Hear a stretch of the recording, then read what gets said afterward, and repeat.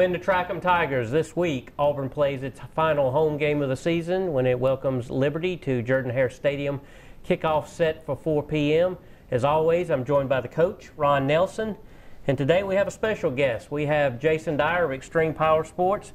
Jason's been sponsoring us all season long, and talked to him earlier this week. I said, hey, why don't you come in and talk a little Auburn football with us? An Auburn graduate, former Central linebacker, played for this guy right here.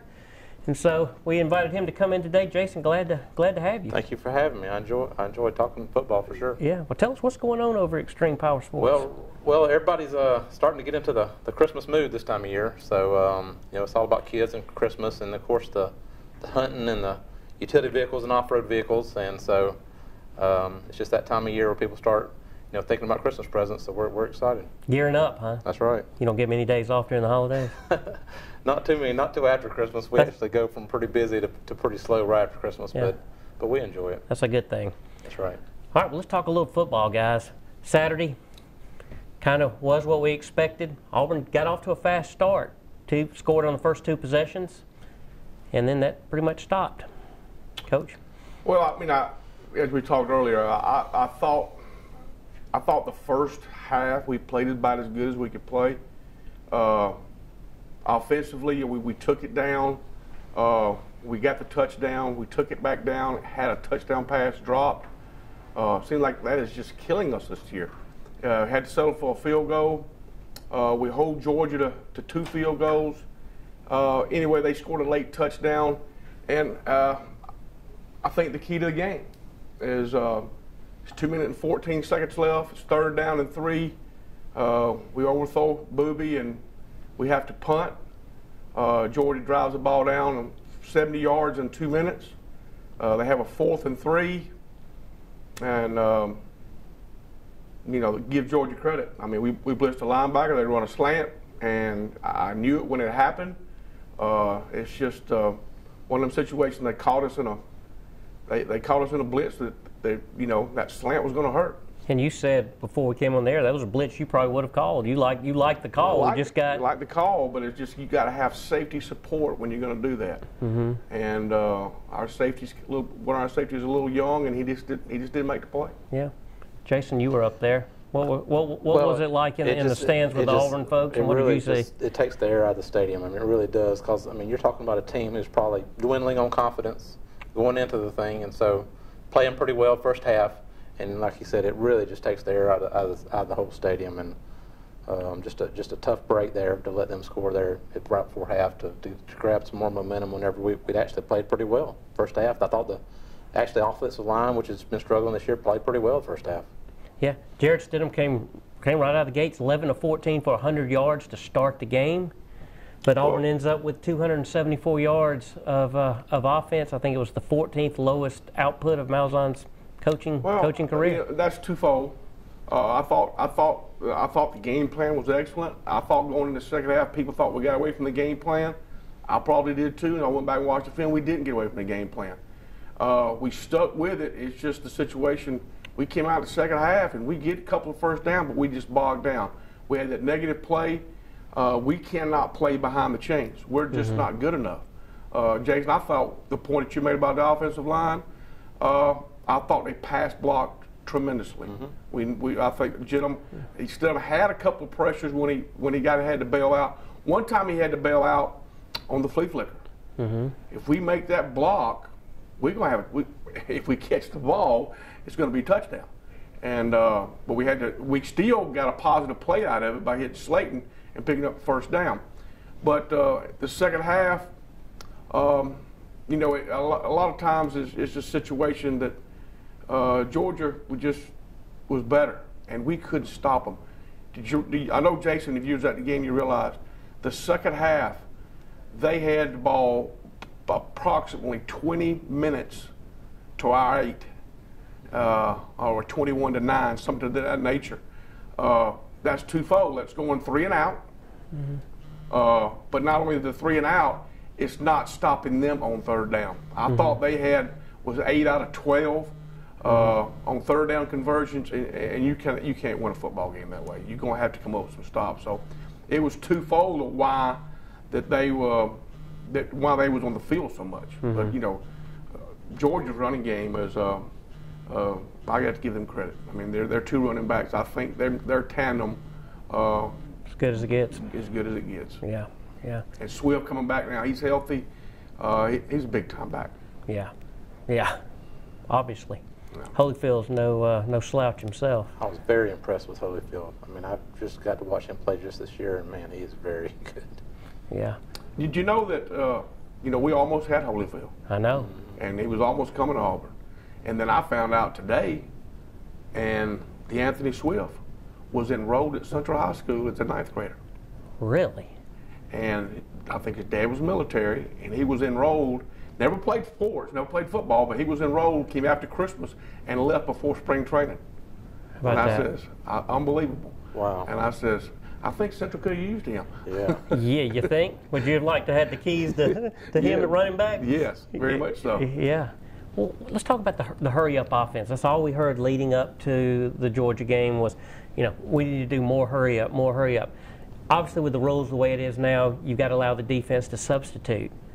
Still, with that said, why not just keep your same players in for 3 or 4 snaps and run hurry-up more? It's frustrating for me to watch it. You're a coach. What did you see in that? If you're going to run hurry up, okay, you can't substitute. You have Right. to keep the players on the field.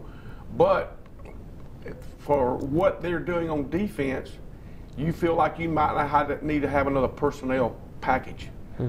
And as far as running the ball, Schwartz and Ryan Davis, they're going to be good, quick receivers. But are they going to block the best for you? Yeah. And so sometimes you got to make those adjustments. I've been seeing that in the media a lot. I went back and said I watched the film, and I thought until almost in the starting of maybe at the end of the third quarter, I thought as far as the substitution coming in with that package, we didn't do it as much as what people portrayed that we did. Yeah. But I mean, like I said, it's been a frustrating year. But from that standpoint, we still had a chance to win. Yeah. I know people getting tired of hearing that, but they, sometimes you just got to give Georgia credit. They control the second half. Yeah. What's your take? Well, it's frustrating. Auburn, as much as they want a win, as much as the team needs a win, like you said, that touchdown there before the half kind of broke their back, and then they controlled the game the second half with their running game. And from Auburn's standpoint, they looked so well in the first half, and and I think Coach can tell you this from a team, like Coach Trey used to say, winning is an attitude, and you win. And so unfortunately, so is losing. And sometimes when you get behind like that, when you've been behind or you've lost a lot of games this year, that attitude starts going with the team, and you can kind of just feel it there in the second half. And That's a good point. Very much is. I mean, Yeah. and then when you got down to the point when it was down, instead of being down, 10-7, when it was basically, they made it 20, and and sometimes we're not the type of team that's going to score in bunches, and then you stay on the field so long, and then it comes to a point where you basically say, we're in trouble. And Yeah. Georgia, give them credit, they wasn't going to let us have a big play. We were going to have to throw the ball in front of them. They were not going to let us get behind it. And the coverage that they was running. There again, I don't think Stidham, I don't think we had a pass over 20 yards that was completed. And you got to give credit to Georgia. That was their game plan. Make them throw underneath, make them try to run the football. Georgia was well prepared for our speed sweeps and the short passing game with the backs. That linebacker was just bird dogging our backs. So it's just got to give Georgia credit. Well, we can break it down all you want. Like you said, Georgia's a better football team. We knew that going in. We knew we would have to play our best game, and they'd have to have an off night for us to have a chance, and it didn't happen. We said that, and I thought the first half we might have played the best we could play, and we was close. And then when they broke our back right before half, and after that, they just put it to us. Put it to us. Yep. All right, we're going to take a break, and when we come back, we're going to look to the defensive side of the ball and talk about Gus Malzahn's future and look ahead to Liberty. We'll be back in just a second. She's ready. Extreme Power Sports' very own Polaris RZR Skylifter XP 1000. Trinity exhaust, Power Commander, 6-inch portals, RZR 3 to 5-inch lift, MSA 20-inch wheels wrapped with 35-inch BKTs, deluxe audio roof, LED light bar, Mud Park ready. We are ready to finance you on this Skylifter right now. Come check out all our off-road machines today at Extreme Power Sports. And welcome back into Tricom Tigers. Let's turn to the defensive side of the ball. Jason, you played defense. You were a linebacker. What's happened to the Auburn defense? They gave up 266 yards of offense in the first half. You know, I don't know. I know the defensive line certainly has got a lot of talented, you know, they want to say NFL-type players that are going to go pro this year. And I don't know. I really don't know, other than we seem to be able to start these games and not be able to finish. Typically that's depth, and so that doesn't bode well for next year if we lose a lot of these guys. So between defensive line and linebackers, you're probably talking about losing some significant, you know, seniors, and where's that quality depth going to come from? So it's definitely concerning for the future. Yeah. I thought defensively when Big Cat got thrown out and then Cole got hurt, that's got to hurt. I mean, anytime you have to go to your third linebacker, Lane Alston's not going to be better than your first two. That's no excuse. Yeah. And on the end play, T.J. Moultrie, he got exposed several times. Big time. I mean, he came right by, and all he had to do was tackle a guy, and he went right by him. I think our linebackers I think some of that is to the point where we hadn't tackle in space, and I don't think we're very good tacklers in space. Yeah. You get a back like Swift and Holyfield, if you let them get their momentum going, they're tough to bring down, especially with the moves that they got. So you got to stop them before they get started. I thought at times our defensive linemen did that, but when they broke that first line of defense, they pretty much had what they wanted. Yeah. And I never thought. You know, we said last week we was going to have to play the best on defense that we possibly could to have a chance to win. And I thought possibly we would, but you know, give Georgia credit. Fromm had some big time third down plays that got first downs and kept drives going. And then, you know, take your pick, Swift or Holyfield. I mean, they both got over 100, and. It's the third time in 4 games Auburn's given up more than 200 yards of rushing. That's not good. What has happened? I mean, the first month of the season, first 5 weeks, I thought this Auburn defense one of the best I'd seen in recent years. We talked about this before we came on the air. Now it's just kind of, I mean, it's broken down. Is it because we're playing better teams? I mean, obviously Georgia's probably the best team we're going to face until next week. Yeah, I mean, situation that, you know, everybody's got different theories. Have they stayed on the field too long all season long? I'm not buying into all that. I think that would be some of it.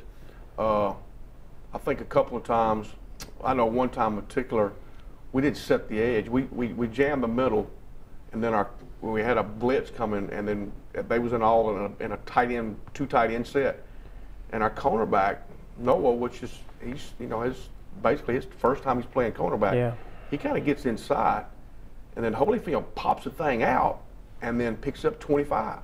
You know, and that was on 3rd and 3. It's just, and like I said, and the quality opponents have gotten better, but still, I would think if you talk to the defensive coaches, that they're very disappointed in the way they play. Yeah. Especially, I think 2 games especially. I think the Mississippi State game and the Georgia game. Our forte is we're going to stop the run, and we didn't stop it. Yeah. Rarely do you see a college team that has an offense that's struggling like Auburn's have a defense that's going to play at the very top for a full season. It's hard to do up here, isn't it? Oh, it is, and it most definitely. And they, you know, we're coming to the end. You know, what these guys have got to do, and I know what the coaching staff is going to harp on them you know, we got this week against Liberty. Let's finish this, and then, you know, let's go to Tuscaloosa and play the best we can and see what happens, and then let's go to the bowl game and just enjoy it. That's it. All right, let's turn to talk about Gus Malzahn. That's been all the talk for the last 2 months. Stephen Leith came out this week, said that absolutely Gus Malzahn will be back. Alan Green said it last week, so I think we can put that to bed now. He's going to be the coach in 2019. And I think, like we all said, probably should be. Hadn't been a great year, but what's the alternative at this point? You got a $32 million buyout. Who are you going to get? Nobody's happy, but what's the alternative? Well, I think people, you know, are always looking for a quick fix, and I don't know there is one. Mm-hmm. You know, the change just to be changing, I don't think is good. I don't want to see somebody in there that we don't. You know, we could possibly, it could get worse. Yeah. It could certainly get worse. We've seen that at Tennessee in years past. And not only that, the monetary dollars that we're talking about is just it's unbelievable from what I've read in terms of not just Gus's salary, but the supporting staff and everybody else that you would have to to extend contracts out to pay out to. So, I mean, you're talking almost $50 million, and it's a lot of money, and it doesn't quite make sense to not give the guy every benefit of the doubt to see if he can make it right.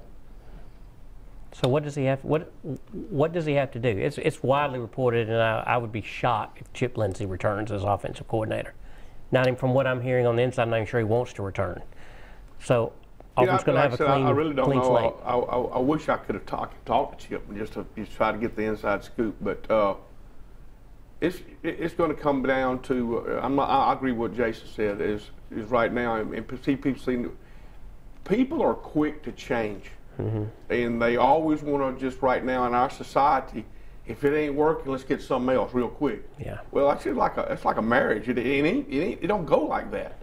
I mean, you got to try to get through the rough times, and then if you just can't get through the rough times, then the alternative happens. But I think number one, I think we have not recruited well in certain areas. Mm-hmm. We've got to improve on that. What particular areas that come to your mind right away? Well, our skill folks, as far as receivers, I think Jason alluded to this. We're going to be fine out there, mm-hmm. as far as young ones. I think offensive linemen is very crucial. The SEC, you hear it every time somebody talks about it. The team that wins in the SEC is who can dominate both lines of scrimmage. Yeah. And you look at the Georgias and the Alabamas, and I'm going to be honest with you. SEC, the Auburn, the Alabama and Georgia, they're at the top right now, okay? You look at everybody else. Kentucky, they get beat by Tennessee, okay? You get Florida, boom, they get beat. It's a conference where anybody can beat anybody on any given day because everything, and it's going to be that way now, people. I'm just going to be honest with you. They didn't pay Jimbo Fisher the money they paid him to go out there and lose. Okay? Jeremy Pruitt, he's up and coming. Dan Mullen, I think one of the best coaches in the league. Okay? So everybody's going to have good coaches. So everybody's going, it's going to have to be at a particular time. I don't know if I said it on this show or somewhere else. It's going to come a time, Jay, where 10-2, 9-3, it's going to be a great year. Yeah. And we take it right now. Yeah, very much. It's because just the way if it's going to be competitive. But right now, Alabama, they are so much better than anybody else on the offensive and defensive line. Georgia, I don't think as much, and I think we'll see that in about 3 weeks. But even what they got is better than what a lot of people have. So, main thing is, and Gus has done this before. Circle the wagons, find out what your strengths are. Let's get on that recruiting trail and get these recruits. We got a pretty good class signed right now. We just got to add on to it. And if we can do that, then hopefully the Gus can turn this thing around. And then obviously if you don't, then you take a look at it. Yep. All right, we're going to take our final break. When we come back, we're going to look ahead to Liberty and kind of maybe dip our toe into the Iron Bowl a little bit. We'll be back in just a second.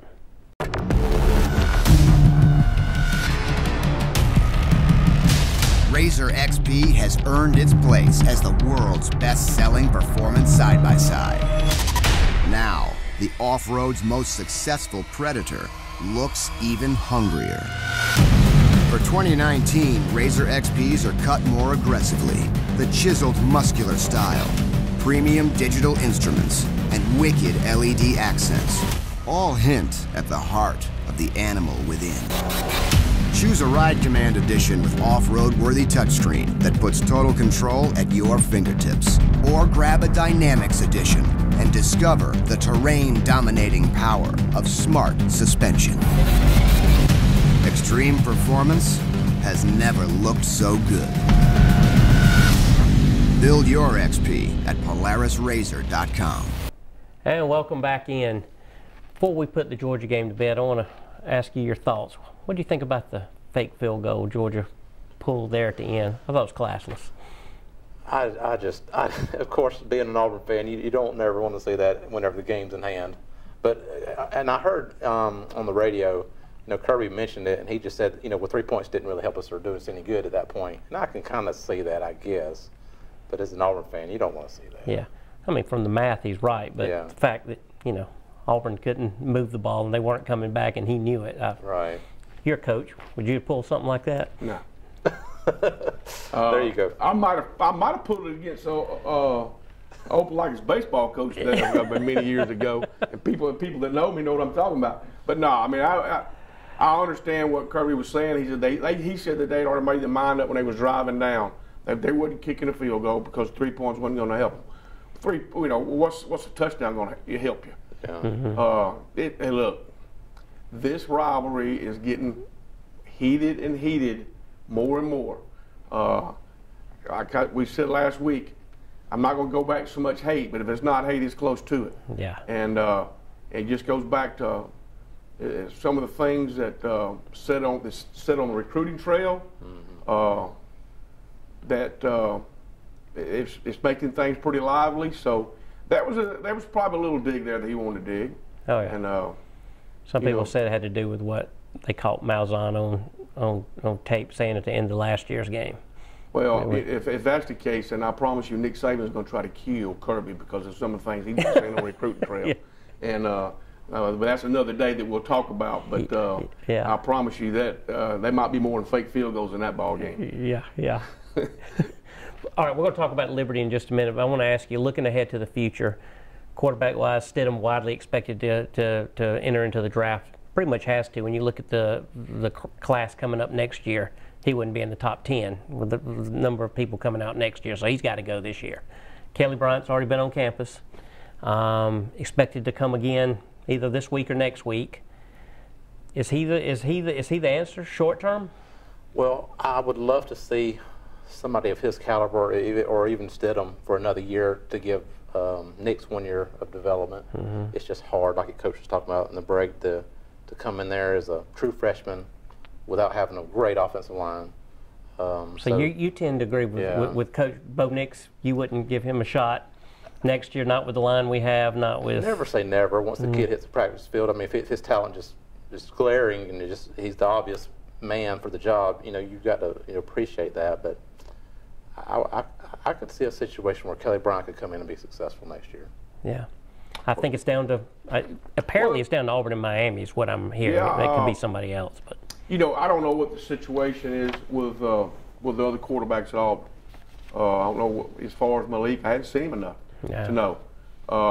As we talked about, Bo Nix, he is going to be a good quarterback. But right now, if we had to put him in that situation with our running game, I think that'd be too much on him. The situation that maybe the Kelly Bryant thing, maybe that might be a situation where, hey, he comes in here for a year and then Nix gets to tutor under him and then possibly, be ready to go.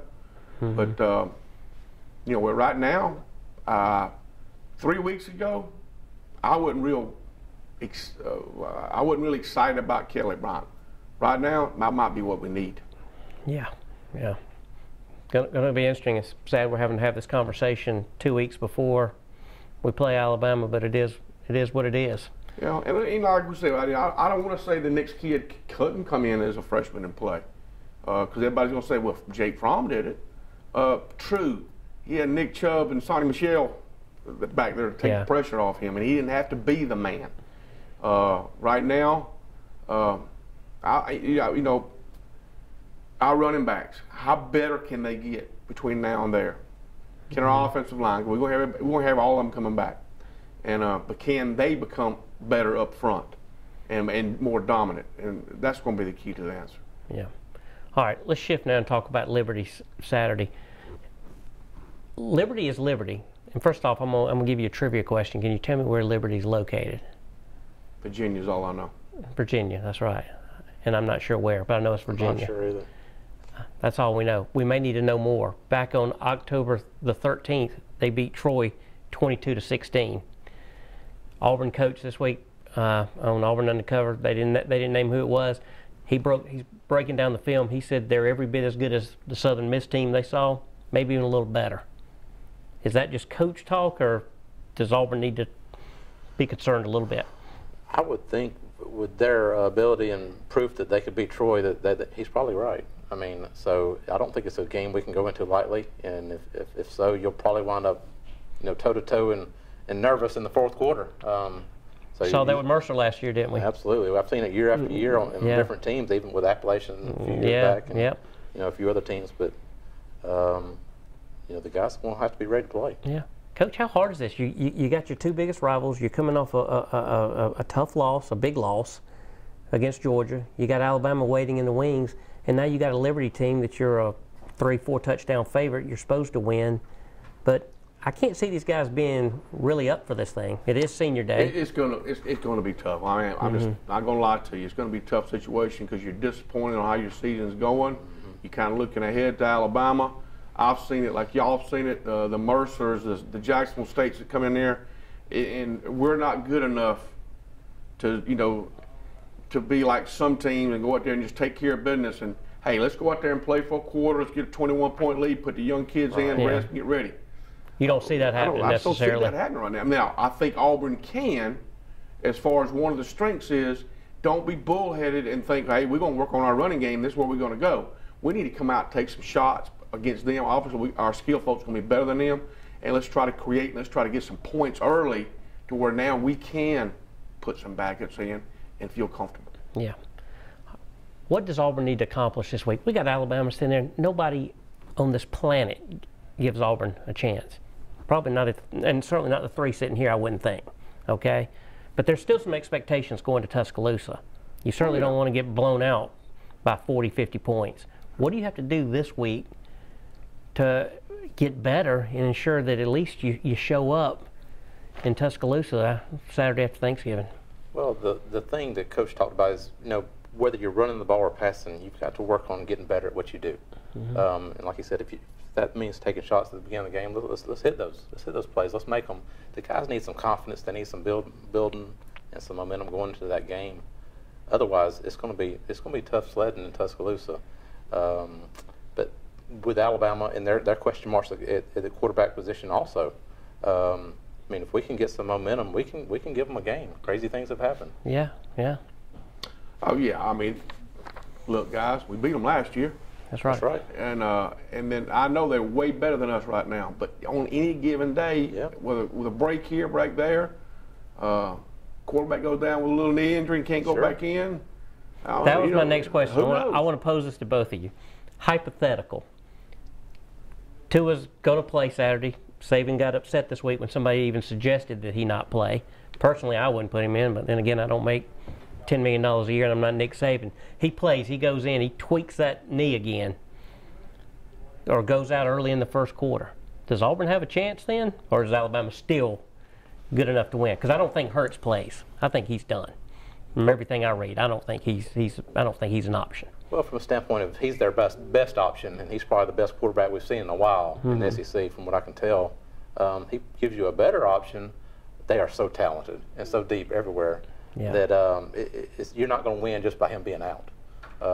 We've got to get some momentum this week, get playing better, and go in there and play a good game with confidence next week to have a chance. Yeah, because in our scenario, Tua's out, Hurts doesn't go. Do we have a chance? you always got a chance here if you line up. Always got a chance. Yeah. But I mean, right now, I'm just hoping we take care of Liberty, and we need something positive. Let's get the 7 wins, and look, it's not easy doing a show when you're playing Liberty and you have a year like this. I'm trying to look for any kind of silver lining in this. We're out of time. Jason, thank you for all you do. Thank you for sponsoring our show this year.